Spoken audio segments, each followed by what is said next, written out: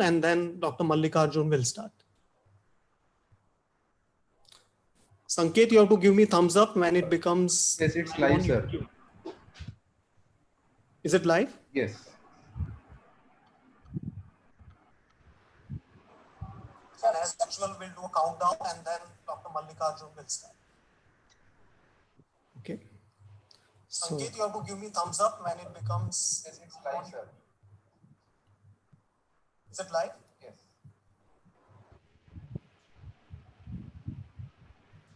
And as usual.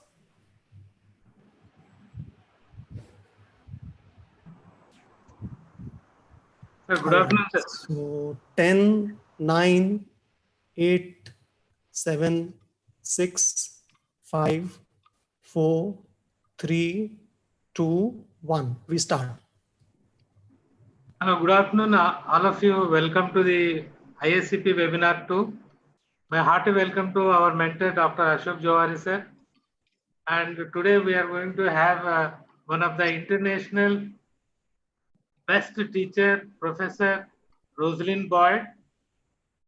We thank her for accepting deliver a talk with a short notice. She is a friend of Indian Academy of Cerebral Palsy. This webinar is organized in association with the National Institute for Locomotor Disability, the Department of Empowerment of Persons with Disabilities, Ministry of Social Justice and Empowerment, Government of India. And we have a very good panelists, they are academicians and researchers, Dr. Ashish Ghosh, Dr. Vimla Telang, and we have our dear Dr. Asha Chitnis as a moderator. We are going to have a wonderful academic feast with Roslyn Boyd's lecture. I welcome all of you and I sincerely thank Dr. Taral Nagda and all technical team members for making this happen without flawless and streaming on YouTube. All of you can watch this on YouTube. Thank you very much. Welcome to Dr. Roslyn Boyd. This is over to Roslyn. Thank you, sir. Kind words. I'm Asha Chitnis. I wish all of you a very good afternoon. Hope you are all doing well in these difficult times. On behalf of IACP Executive Body, President, Secretary, and my Board of Directors, I welcome you all for this seminar. And I have this pleasure of introducing two very distinguished panelists. The first one is Vimal Telang Madam. I mean, she needs no introduction. She has been teacher to me and to so many today in India and even abroad.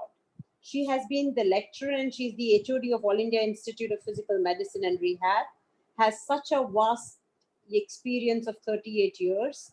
She has many fellowships under the WHO at Sri Lanka and Indonesia, and a PG teacher to many. Thank you, ma'am, for coming. My second panelist is from Calcutta and is Ashish Kumar Ghosh. He also needs no introduction. He comes again from a very premier institute, and that is the Indian Institute of Cerebral Palsy. He's the director there, deputy director. He has done a lot of work with lots of stalwarts in the RBSK under the Ministry of Health of Government of India. And he also is a co-researcher in the 2-year clinical trial partnership with the University of Queensland, Australia. Thank you so much, Ashish, for coming, and hope everything is doing well. I request Ashish to introduce our speaker today. Thank you so much. Thank you, Asha. Professor Roslyn Boyd is a professor of Cerebral Palsy Research, Queensland Pediatric Rehabilitation Service, Queensland Children's Hospital. She is the Scientific Director, Queensland Cerebral Palsy and Rehabilitation and Research, Faculty of Medicine, the University of Queensland.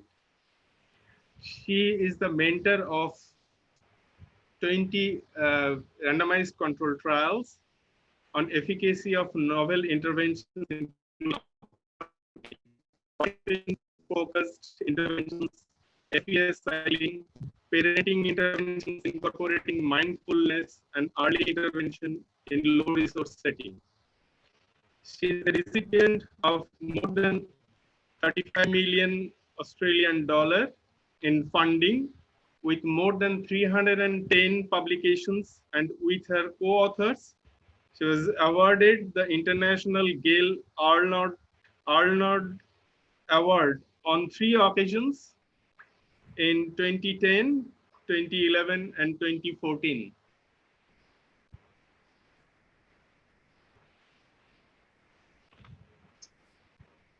Thank you. And would you like me to share my screen now? Yes, ma'am. Please share your screen.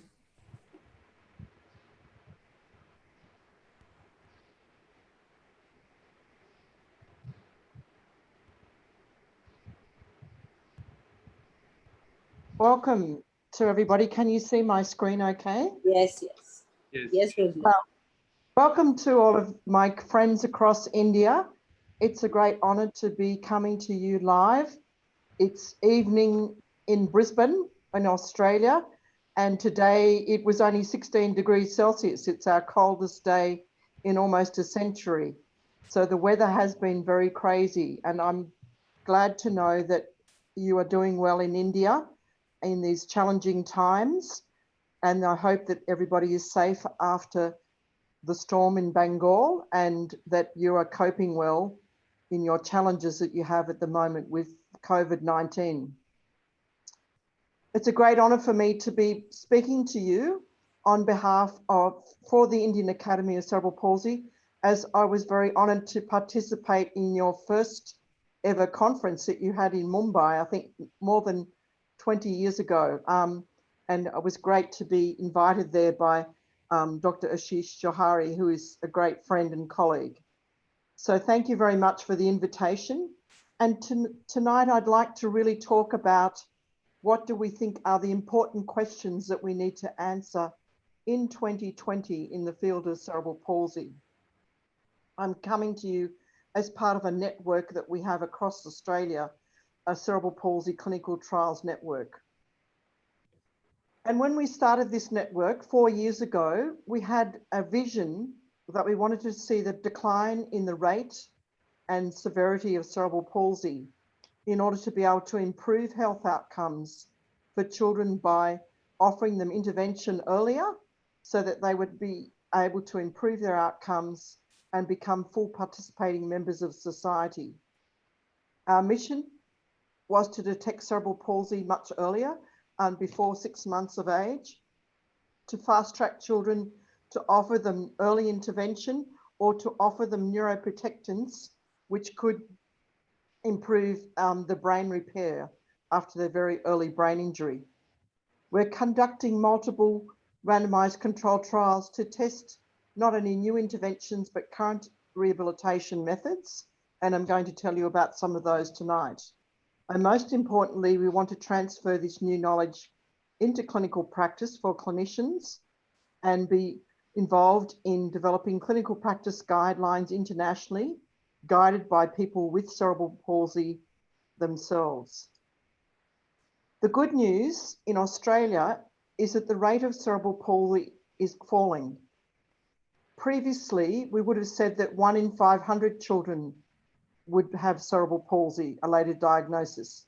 But our recent register report from the Australian Cerebral Palsy Register, largest countrywide register in the world, has shown a 30% reduction in the rate of cerebral palsy to now only 1 in 700 children. This is really obviously due to a number of factors. It could be that it's improved maternal care, better nutrition, better care of the infant when they're first born, as well as some neuroprotectants, which are reducing the rate of cerebral palsy. So it's a global effort, and there is similar results also in Europe.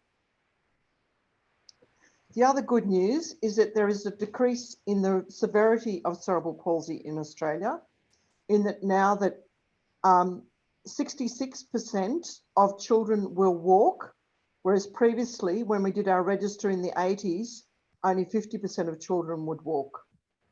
And now only 34% of children would require a wheelchair for getting around, whereas previously it was nearly half the children. The other good news is that some of our comorbidities, such as seizures, epilepsy, have reduced, and there's a reduction in the rate of intellectual disability. So these are important things that we learn from our cerebral palsy register, and they're no doubt due to multiple factors. We have a network across our Centre of Research Excellence where we have 5 themes that we're looking at to generate new knowledge and to train clinicians and researchers.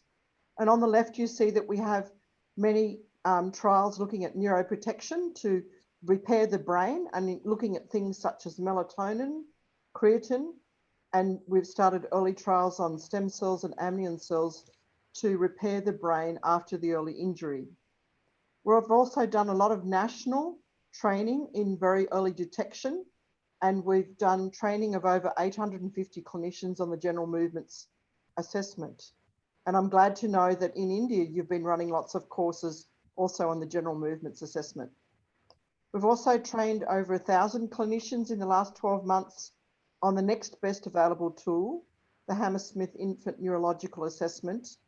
And we've been doing a lot of work to harmonise our MRI imaging so that we can improve our collaborations and our early detection using MRI.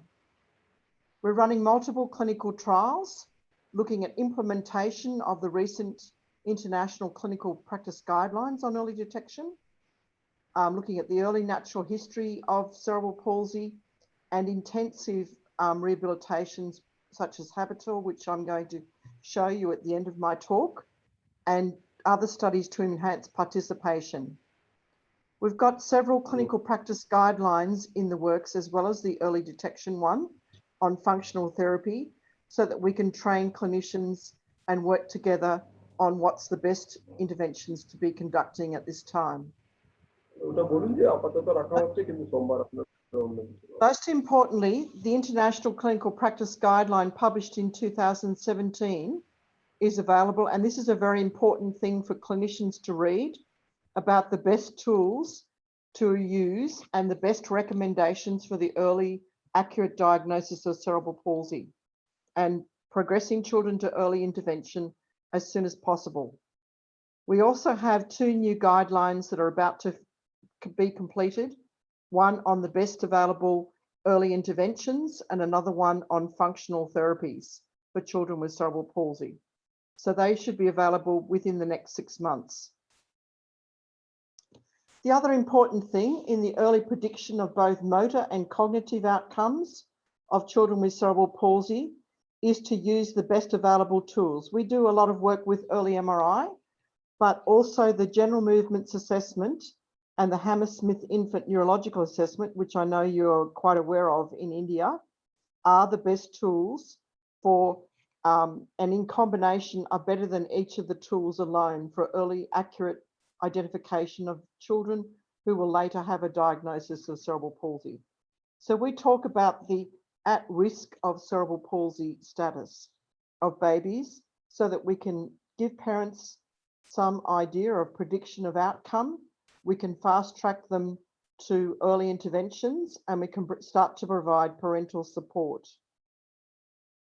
We are working also with our colleagues in Italy and European countries and Sri Lanka in a new project that's looking at implementation of this early detection, improving early surveillance and early intervention to improve family support in what we call the Born to Get There program, which will be conducted in Sri Lanka, across Sri Lanka over the next few years. And we're looking at conducting this in remote Australia for Indigenous Australians who have a 5 times higher risk of cerebral palsy. So implementation of early detection, surveillance and early intervention is a very important focus. The average age of diagnosis in Australia till recently was nearly 2 years of age. And this means that we've wasted that early window of brain development if we haven't been able to progress children to the right intervention. This is a very busy slide, but this is a very new paper that clinicians should get hold of in current neurology and neuroscience reports in 2020. conducted by my colleague and a group of authors, Professor Iona Novak. And this is a systematic review of all the interventions which are best for preventing and treating cerebral palsy. Now, on the left, you see that there's bubbles in green, there's bubbles in yellow, and there's bubbles in red. And the interventions above the line of whether it's worth it or not, this is based on clinical trials and evidence from systematic reviews. And we can see the best available interventions for both motor, early intervention, management of muscle tone, and management of contracture and alignment. And we can see that we have some good interventions where there's good positive evidence from clinical trials. We have some where there's less evidence, but it's possible that it could be probable to do it. But we have other interventions where the evidence suggests that we should not do it because the intervention is not, the evidence is not positive to support those interventions. So just to see a little bit closer, you can see that for the motor interventions, it includes things such as structured home programs, goal-directed training, partial body weight support treadmill training, strength training, mobility training, treadmill training, constraint-induced movement therapy and bimanual therapy in the upper limb, and botulinum toxin combined with therapy for achieving goals. You also see that there is small studies done on umbilical cord blood, which improves gross motor development. There's strong support with botulinum toxin and management of muscle tone. And there's combination of botulinum toxin, hip surveillance, scoliosis surgery and lower limb casting positive for contracture management and alignment. So this is a very up-to-date state of the science of evidence for interventions for preventing and treating cerebral palsy. So I'm now going to tell you about some of our current research on early interventions for parents with cerebral palsy. Having detected the problem, we want to get children to early intervention as quickly as possible. One of the things that we keep in mind is what is the best things that are going to enable neuroplasticity. Neuroplasticity being the ability for the brain to change and develop in response to input from the environment. And we know that there are several features of rehabilitation that are active ingredients of activity-based rehabilitation that we need to consider. Rehabilitation should be intensive, it should be repetitive, it should have an incremental challenge at the just right level, not too hard, not too easy, and that the child should be concentrating and paying close attention. If the child is not motivated and enjoying the task, they're obviously not learning. And goal-directed training should be active, where the child is involved and moving, and it should be either motor directed or cognitive directed, but it should be goal directed. It should be meaningful for the child, and we emphasize now the context in which we deliver the intervention, particularly in the home environment. We should consider how we can offer the intervention in context and provide an enriched environment. Rehabilitation is increasingly provided by parents with support from the therapist using a coaching model to help the parents understand what they should be doing and to provide autonomy. So the first study I'm going to mention is looking at different approaches for babies with hemiplegia or early asymmetric brain injury. And we're looking at a relationship, we're comparing two interventions, an equal bimanual therapy or a therapy where we put constraint on the good hand to train the impaired hand. And the important elements, ingredients of this interventions are that they're activity-based, they're in a playful situation where the baby's engaged in play. It's done with coaching of the parents, it's meaningful to the baby, and it's delivered in context in the home environment or the preschool. One of the big trials that we're currently conducting with Dr. Kath Morgan and Iona Novak in Sydney, in a big multi-centre trial of over 200 babies, is combining goal-directed motor training, setting goals, and active motor training by the infant with a customised home program delivered weekly at the home, and enriching the environment to make sure that the baby is going to get the most from their active play in the home, and also including parent education and coaching.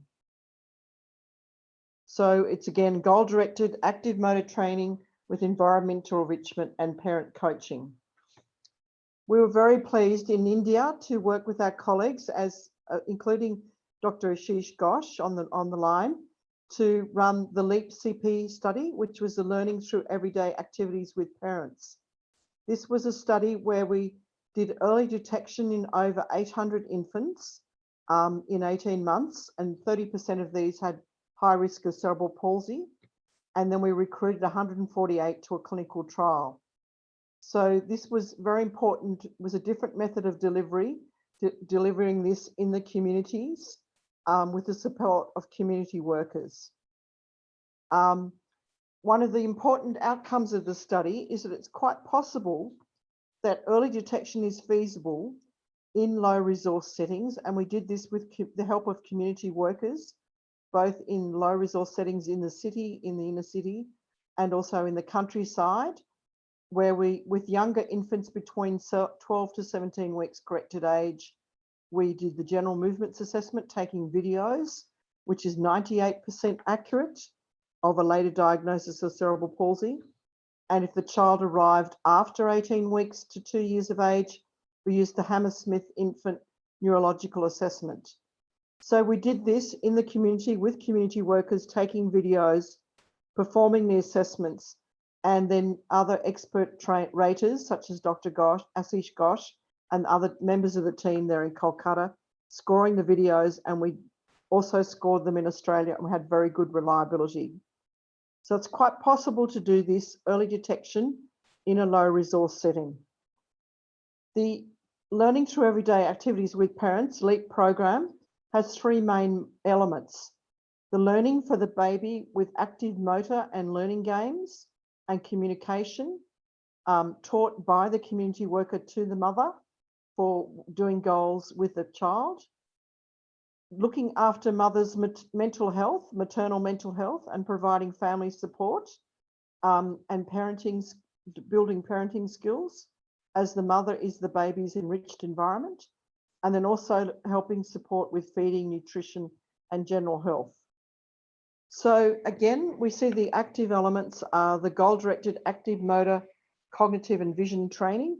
We had a lot of babies with vision impairment, looking at enrichment of the environment and using a community worker to parent coaching model. We had therapists involved, such as Mr. Ashish Ghosh and others, in coordinating the program. But this was looking at another method of delivery where we could spread this more widely to remote and isolated and low resource settings, as we know that we don't have enough therapists to cover the amount of work that we'd like to. So this is looking at a different model. We're also running a study looking at for babies with vision impairment. And this is a vision aware program with Dr. Andrea Gazzetta from Italy, and also Dr. Swetha Philip, who's from India, who's currently in Brisbane doing her PhD with us. And this is adapting the environment by modifying the background, making the objects more relevant to the child so that they can see better, and so that the baby can visually grab the environment by modifying the toys, objects, avoiding the background, reducing the amount of visual crowding, providing other sensory stimuli such as sound, tactile, textures, and smell. So this is a current trial that we're undertaking to see if this improves the baby's vision skills and combined with active motor and cognitive training. One of the other studies which I think is very important for parents, we're running a completely online program that supports parents of infants and children with cerebral palsy by my colleague, Dr. Koa Whittingham. It's called Parenting Acceptance and Commitment Therapy.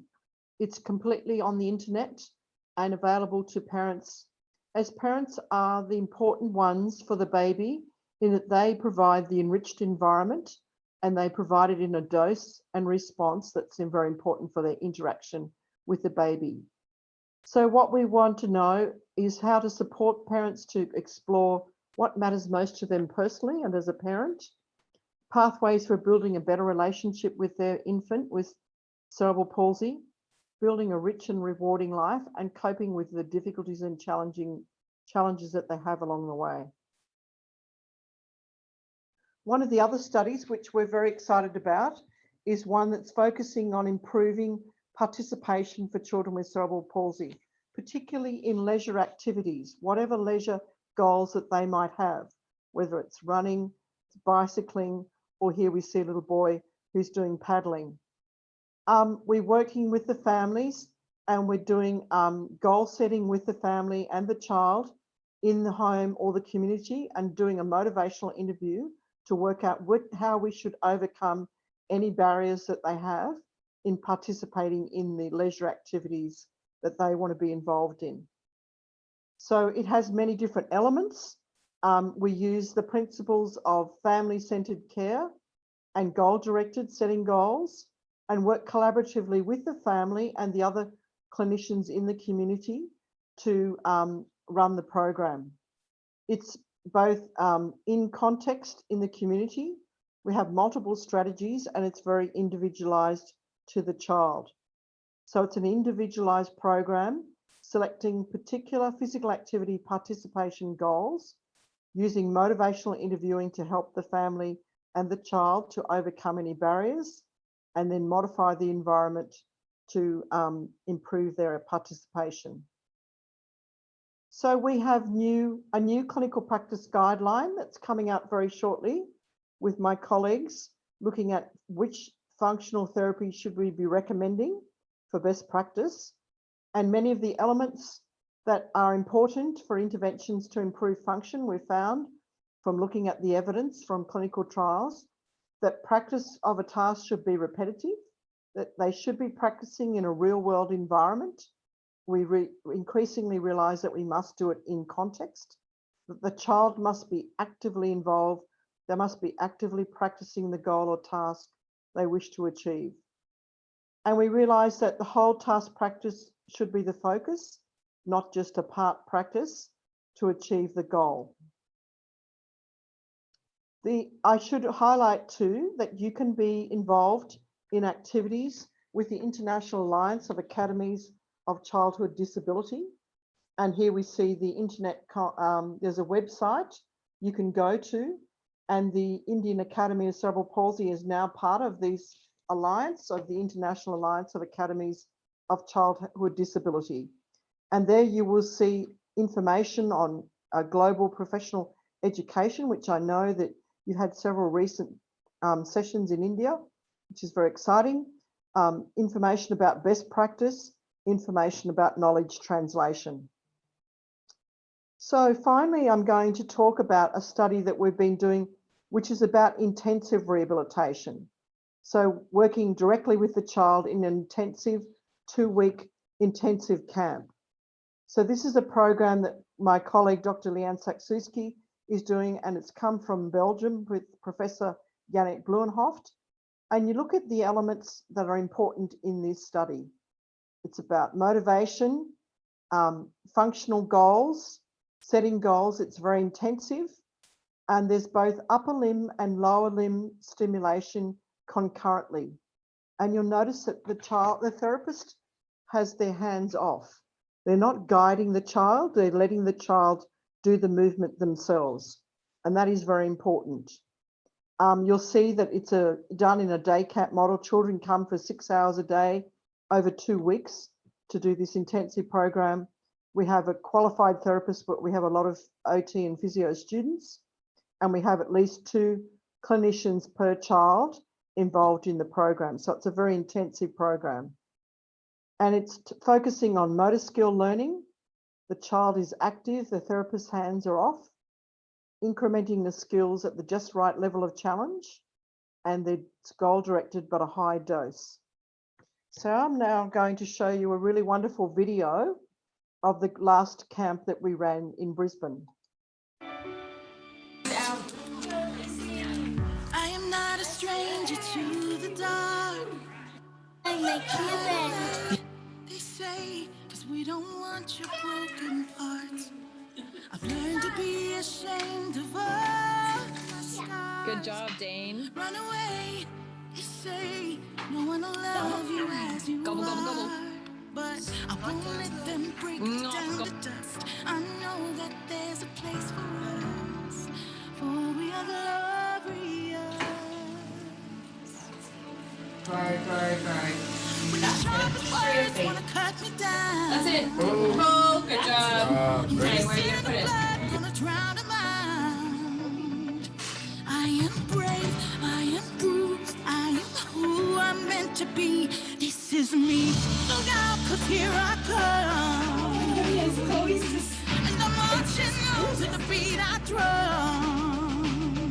I'm not scared to be seen. I make no apologies. This is me.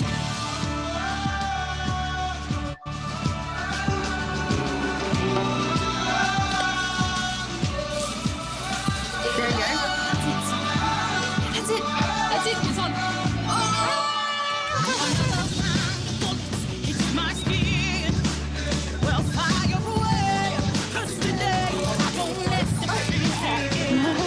We are bursting through the barricades and reaching for the sun. That's what we love. I won't let them break me down. I know that there's a place for us. Oh, yeah,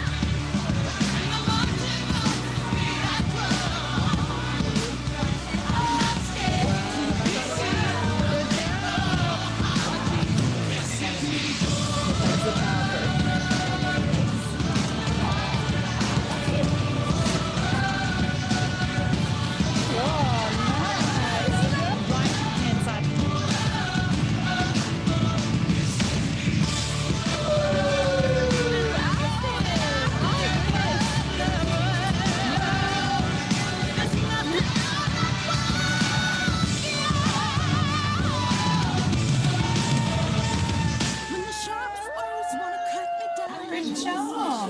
Are you using two hands? Gonna send a This is brave, this is bruised, this is who I'm meant to be. This is me.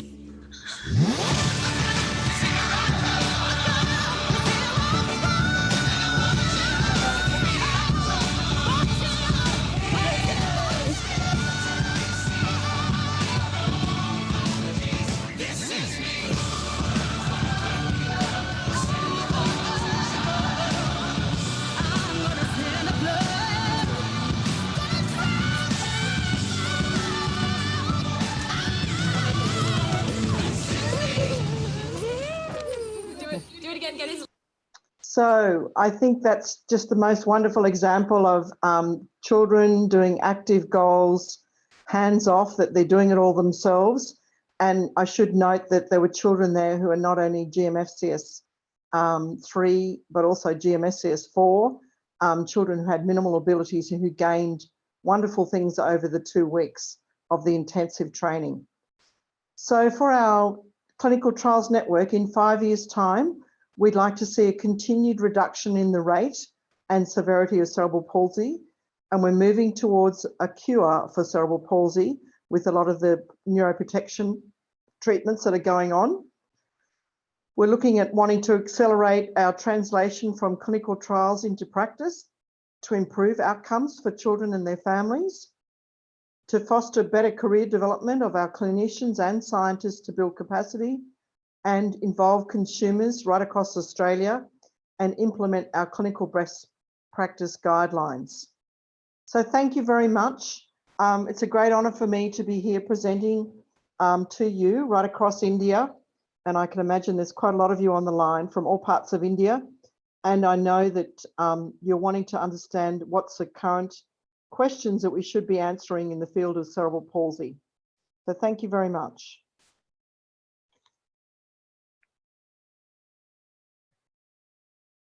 Thank you, Roslyn, so much. Yeah, thank you, Roslyn. You are bang on time.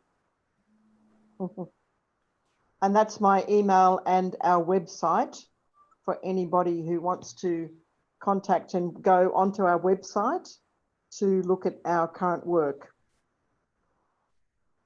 And now I'm going to take questions, I believe. I think there's some discussion. Shall I stop sharing?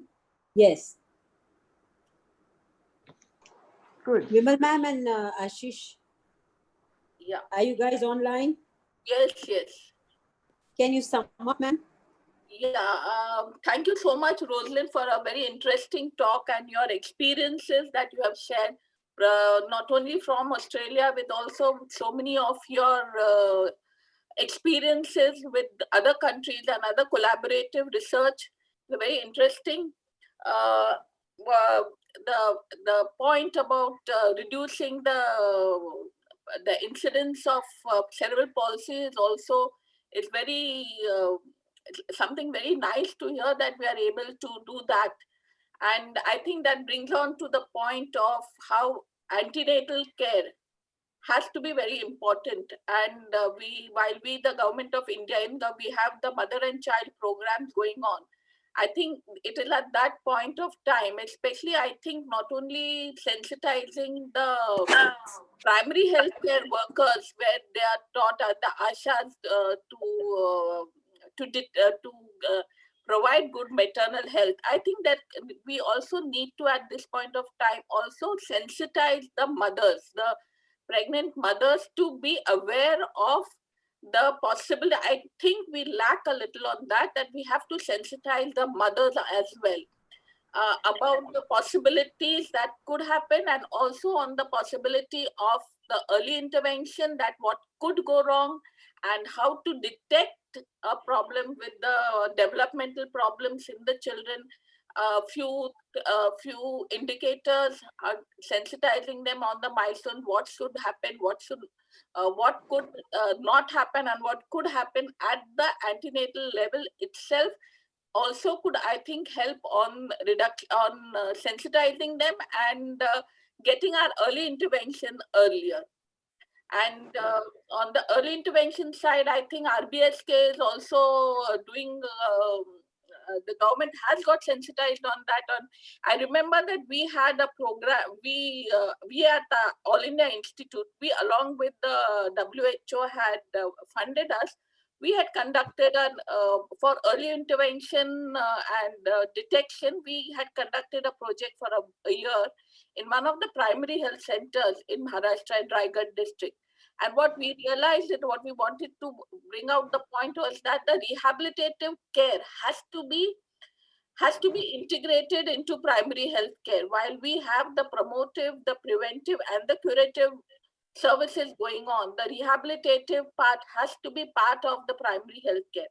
Keeping that in mind, we had sensitized, we were stationed in one of the primary health care where a therapist, physiotherapist, occupational therapist was stationed there, along with the doctors going in every week. What we had done is that we had sensitized all the grassroots level workers in the primary health center and the sub-center, and we had taught them how to identify disability, not only adults, but even for the children. And what we found is that we got a lot of referrals, and they were extremely, the health workers were very, very positive in, and the thing is that they were being accepted in the community, and therefore we got a good level of referrals. And I think WHO took that up, and then we've had some results after that of getting some of these programs on. But more important than that is that I think this idea, program of reducing the incidence of cerebral palsy has to be taken up. Of course, some of our problems are there. We have other issues also which have to be tackled, but I'm sure this will be also taken up. And what was nice was that with the interventions, early interventions, how you are able to increase the number of children who have become better ambulators, and also reduction in the number of epilepsy and the intellectual disability. I think that is very heartening. And as far as your other programs with the goal-oriented, I think we are all unanimous on the idea of a goal-oriented approach in all our treatment approaches. I think ICF coming on, participation becomes our main goal. So setting goals, our short-term goals as well as the long-term goals, has to be set keeping in mind our needs. Now, this is something which I was very motivated by Dr. Aina Helander, which I learned from, especially the book he spoke about the felt needs and the assessed needs. He has spoken this in his book of Pride and Prejudice. Now, Prejudice and Dignity, sorry. So the problem about the felt need and assessed. So when we are talking of India as a low resource is in our rural areas, I think even though we have low resource, we have a lot of manpower there which can be sensitized, and our needs differ from the needs of other countries. So we also have to program our needs, and we have to tailor our needs, tailor our therapy and our goals according to our needs of the country. Of course, the socio-economic aspects will also have to. So we cannot really replicate the Australian model in this. We have to make our modification, and I'm sure the RBSK must be doing that too. And as far as your habit programs is concerned, where you have shown a lot of improvement, that reminds me of some of this research which is talking about a lot of research on how external focus of attention and external cueing helps in neurodevelopment and neuroplasticity. So external focus, external cueing, which is used in both in children as well as in adults, has shown a lot of promise on the neuroplasticity, and especially since it's supposed to help in the stimulation of your supplementary motor area, because that is the one which is going to help in your planning, and it is the one which can stimulate both sides of the brain. So when we are talking about bimanual activities, and also so it is your supplementary motor areas and planning, and when we are having goal oriented and we are having focus and external focus of attention, so we are bringing in many of these neural changes with the premotor area and the supplemotor area into. So I think that was a nice, interesting talk. Thank you so much, Roslyn. And I'll thank you, Vimal ma'am. Yeah, thank you so much. Roslyn, there are some questions that I'll ask you. The first question is asked by a doctor, and she says, could you please elaborate a bit more on the role of stem cells in decline trends of CP? Okay, that's a good question. I can see on the chat room the questions come up. The stem cells aren't really yet involved in the decline in the rate of cerebral palsy yet. There's very few trials, and they're only starting the first trials in a few countries.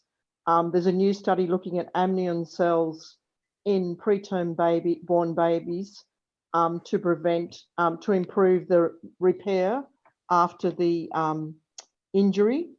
I don't think it's really involved in the decline in the trend of cerebral palsy, because the decline in the trend of cerebral palsy would be things that have happened over the last 5 to 10 years. And I think it's more about some neuroprotectants such as magnesium sulfates now given to mothers, threatening delivery, better neonatal care, as my colleague Vimal said, better maternal care, better neonatal care, babies being born in the neonatal unit. So it's multiple factors that would be improving the decline in the rate of cerebral palsy. Not yet stem cells, but that's something for the future. And also to follow that, she's also asked role of delayed cord clamping in decreasing the incidence of CP. Yeah, I'm sorry, I'm not really somebody who can answer that. I know there's been studies going on. I don't know the final result on that to hand. So I couldn't comment on that one, sorry. So the other questions that are on your Habitile program, when you mention that hands-off therapy, how do you take, I mean, we saw a lot on the video that how do you take care of compensatory movements while the functional task is being performed? And considering the long-term impacts of the same that we saw in the video, if there is so much of atypical alignment in a couple of kids, what about the musculoskeletal complications that these children may develop? That's a very good question. And I think the research is telling us that it's what the child does functionally that's important, what they can do without hands-on that will result in improved capacity and improved abilities. Preventing compensatory movements is not effective as an intervention. And it's also not going to reduce secondary complications that might occur due to musculoskeletal impairment. Musculoskeletal impairments will be improved if the child is moving functionally. So our emphasis is on functional movement by the child rather than trying to address compensatory movement. So we're not trying to address compensatory movements because we know that that's not possible and it's not necessarily going to make a difference. This is the current research that we have now. But Roslyn, what I want to add to this is when we saw a couple of kids standing or walking or doing a lot of activities, and if you looked at their posture, their alignment was not up to it. So when you don't have an alignment, the muscles that are recruited are not up, I mean, not the ones that you want in therapy. Does that in kind of, that's what she means, I think so. Does that come in your way of getting towards goals? I mean, she would walk, but she may walk with a crouch. I mean, what's the difference if she's walking with a crouch and she still continues to walk with a crouch? I think so that's what she must be meaning to ask you. Yes, no, then that's a good question, but she's got to walk first and then we've got to try and get her more upright. Putting my hands on to stop her from crouching is not going to help her to walk. So, you know, it's about addressing the function, not about addressing the compensation. It won't be perfect. It won't be perfect in the very beginning, but it's movement and you continue to work on the way that they do it. You can see them sitting on a lot of benches and therapy balls. So we're working a lot on both the lower limbs and the upper limbs at the same time. And those children made very dramatic improvement over 2 weeks. But obviously, you know, it's an ongoing therapy package. But trying to prevent compensatory movements or it won't be perfect and you can't have them doing perfect movement, but you're at least getting them to move and you're getting them to achieve function. If you achieve a function, you're going to do it on your own. If I guide you to do the movement, you're not going to do it on their own. Okay, one more question is, do hospitals or institutes in Australia have short-term intensive programs for adolescents or adults with CP? Yeah, so these Habitile studies that we're running currently as a research program, but we have done intensive programs more for children and young and adolescents. We aren't doing this so much with adults. So the main area that we're working is with school-age children with those intensive motor training. But we sadly do not have as much therapy available for adults. Can I ask you one question, Roslyn? Yes. Taral, does time permit? Can we just ask one more question? Yeah, we can go ahead. Yeah, we have time. Roslyn, may I ask you a question, Roslyn? Yes. Yes, Roslyn, Asha. when I saw that systemic review that you showed, which was done by Novak. And I agree that systemic reviews are very, very important. And especially for someone like me who's a clinician, they're very, very important because they accurately summarize what is good and what is the best practice that you need to do. Having said that, country, we have so many people, including me and many other therapists, who are trained and do NDT, SI, and many other things which are in the red. I have a question to ask you. If you really go back and read those articles, and Novak cites 3 systematic reviews, I'm just taking an example for NDT, which she says that it is ineffective, but there was not enough evidence to conclude the efficiency or inefficiency of NDT as a treatment option in that articles.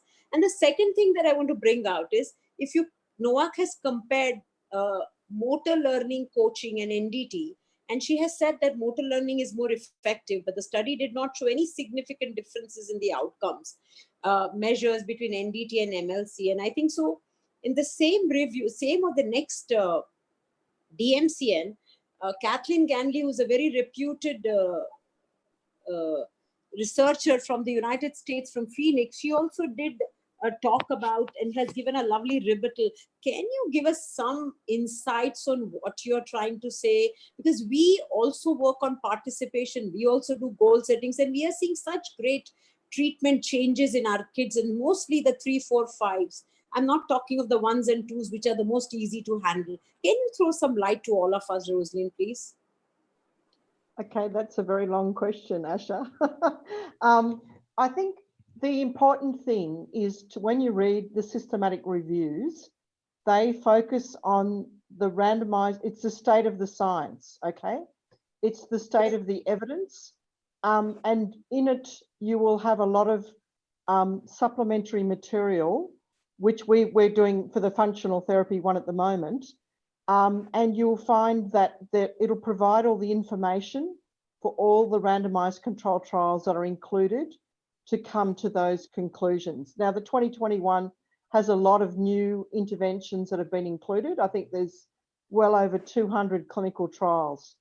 I can't comment directly on the content of the trials on NDT, but I understand that the outcomes were not demonstrating as positive as effect as some other interventions. So that's why in going through the grade process, it's looking at the state of the evidence that's available. And I understand that it's not as strong in NDT as it is for some other interventions. And I think the important take-home message for clinicians is, what is it that's in those green interventions that's very important?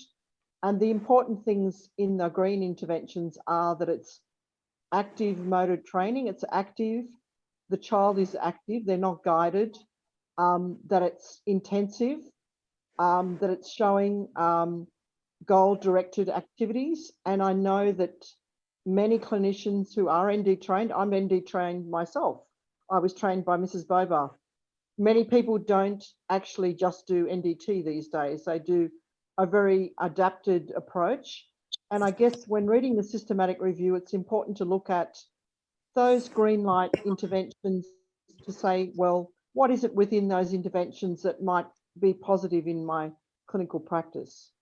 It's about the state of the science, and that's the main thing that they're pointing out. I think there's another question there on the LEAP CP study. Yeah. You want me to answer that one? Yes, please, the one about LEAP, but we can just take one more question.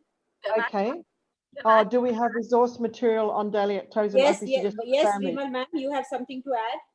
Yeah, I just wanted to ask about the habit. Is that, are you doing a study on just hands-off, or are you also comparing it with hands-on? Because why am I? No, we're doing it with hands-off because that's what Habitol is. That is the approach. It's a clinical trial where we're comparing it to the intensive program to what children would get for their usual care, and it won't be the same, no. So it's not a direct comparison of an equal dose of therapy. So it's saying, does this intensive program make a difference compared to care as usual, which would not be at the same dose? when you say intensive, is it intensive from point of view of the number of hours, or the because this is in connection with the earlier question, is that this when we are doing this without the hands-on, so it comes down to whether we are able to get the timing of contraction and the sequence of contraction. You know, we are allowing that, then whether we are permitting the proximal to distal, or we would want the distal to proximal contraction. So timing and extent. So that becomes a, so that is where our alignments and all what Asha was saying and the earlier question. So Okay, so can I answer that? Yeah. So Habital is very much, it's intensive in that it's run over 2 weeks, 6 hours a day, and it's a lot of different activities. It's all hands off, no hands on at all for the whole time. It's run as an intensive model like that, and they increment the activities every as frequently as they need to. They do both part practice and whole task practice. You can see them doing a lot of different activities in sitting, where they're doing a lot of postural challenge. They're sitting both on therapy balls and on benches. They're doing a lot of transfers. They're doing a lot of upper limb activities as well as lower limb activity at the same time. It's all task directed activity. Okay, so it's related to a task, a goal that they want to be involved in. And there's no hands-on in any of the therapy. That's what Habital is. Yep. Ashish, would you like to say something, please? Professor Boyd, you have said it all. The problem in India is we have our therapists, they apply so many types of therapies, and sometimes they combine the therapies as well. But recently this context-based goal-directed therapy is what your RCTs are saying, that, you know, that's the best clinical practice guideline at the moment. Could you please tell us the fine difference between motor learning and this context-based goal-directed therapy? Yes, that's a challenging one. There's probably a lot of overlap. I think the thing about goal-directed therapy is that we're wanting to understand what it is that the child and the parent want to do, what they think their child would like to do next. And that can not always be easy to identify, but obviously then the motor activities that you're working on are focusing around developing the skill to undertake those tasks.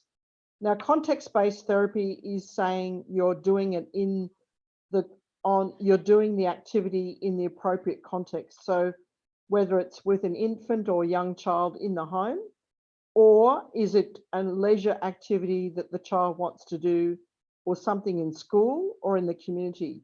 So that's what context-based therapy is. And context-based therapy is thinking, not only what do I want the child to do, but what other things in the environment do I potentially need to modify? Do I need to make it easier for the child to transfer? Do I need to modify the setting in which they're performing the task? So that's what the context-based component is. Yeah. I think so. We end here, right, Taral? A couple of questions. Yeah, we still have 10 more minutes. So, so then, there are a couple of questions. If you want to take them, we can still take them. Okay. So then this question is... Dr. Roslyn, Professor Yes. Roslyn, sorry. Yeah, I was going through a lot of feedback.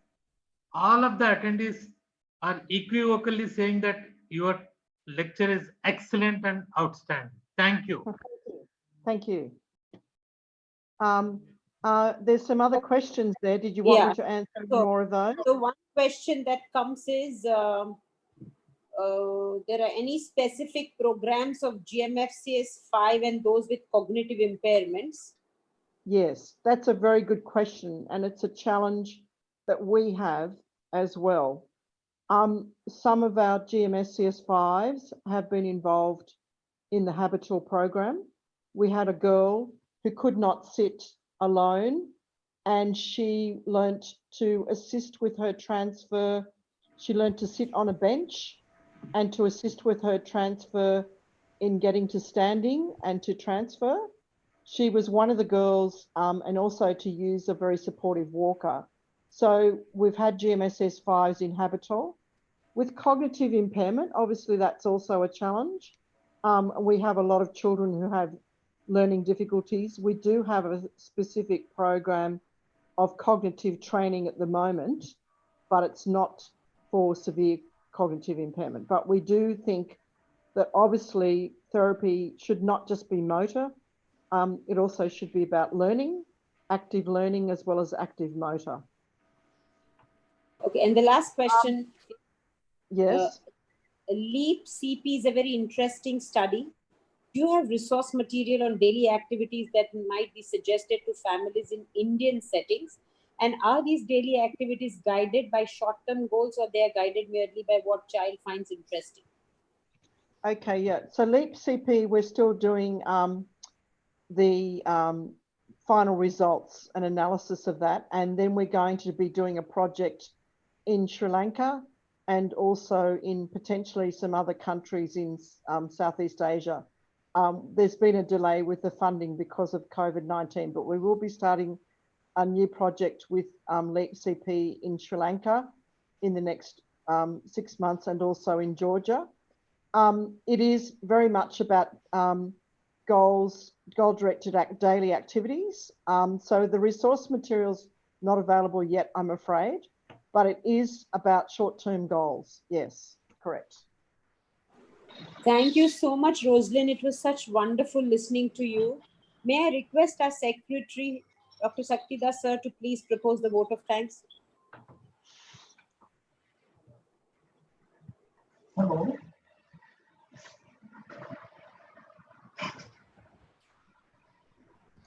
Can I just say something? Yes. Yes.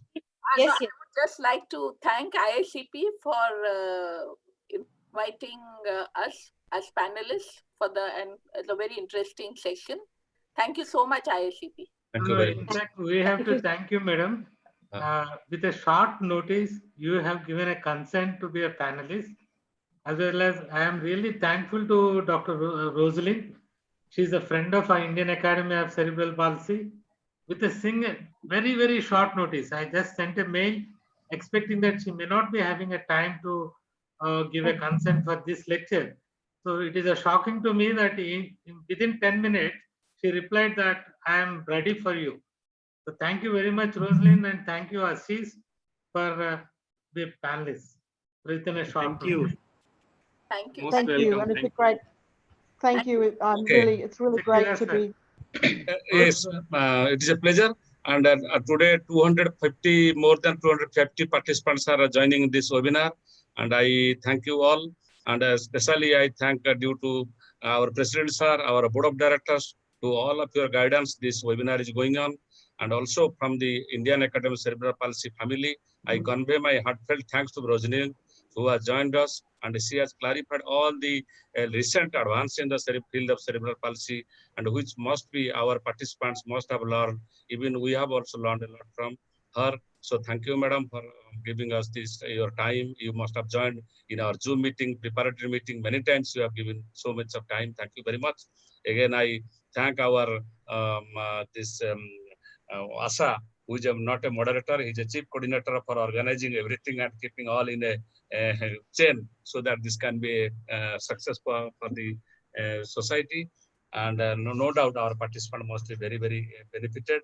And also, I thank Dr. Ashish Ghosh from IACP Kolkata and Mrs. Bimal Telang, who is also from IIT Mumbai, for giving us time and also encouraging us and participating and joining and also sharing all their experiences. And also, I thank our technical team, very, very important, in which I lag behind a lot. Dr. Taral Nagna, Dr. Madhvi from Pune, Sanket, and also Minakhi today I joined from Nagpur. So thank you very much for all joining us. And very happy that Professor Dr. Ashok Johari, who is a board of director and a godfather to all of us, he is also with us. Madam is with us. And also I thank everybody for their contribution to this seminar to be making a webinar a success. And our next webinar is on 7th June at 5 p.m. It is on vision and cerebral palsy. Will be coordinated by Dr. Usha Johri. We have faculty from Glasgow and also Africa and Chennai. This will be in collaboration with the Indian Academy of Cerebral Palsy, with Bombay Ophthalmic Society, as well as the Composite Regional Center, Guwahati. So hope to see you at that time. And again, I thank you all for contributing your time and your energy to making a webinar a success. Thank you, President Sir. Thank you. Usha Johri is here. Ma'am, can you just inform us a little bit about the next? Yeah, definitely. Yes, definitely. Yeah, okay. And start your video. Yeah. Okay. A very good evening to all of you, and thank you, President Sir and the Secretary, for giving me this opportunity. We are going to have an, a webinar on on the 7th of June, between 5 to 6:30 p.m. The guest speaker is Dr. Gordon Dutton, who is from Glasgow. He's a renowned pediatric ophthalmologist and extremely well known on the work that has been carrying out on cortical visual impairment. And we have Dr. Niranjan, who is in Africa. He is a consultant of LV Prasad Institute, Africa, and he is going to also enlighten us on eye problems, how to tackle cortical visual impairment in cerebral palsy. And of course, we all know Dr. Mrs. Namita Jacob. She's going to talk on visual intervention in rehabilitation services. And I have taken up this webinar only because to create an awareness amongst all of us, because eye problems, I have been seeing eye problems, which is really very, very serious in our country, and we are ignoring it. And I wish that all the specialities, all the specialists who are in this Indian Academy of Cerebral Palsy attend this meeting, because it will at least, create some awareness. And it's not that, we cannot say that nothing can be done. A lot of things can be done for the eye problems, which Professor Gordon will enlighten us on the 7th of June. Thank you for this opportunity. Thank you all. So those who are watching this on YouTube, if you have liked this webinar, please share it with others. Let the knowledge only increases when shared. So with this, we end this webinar. I'll switch off the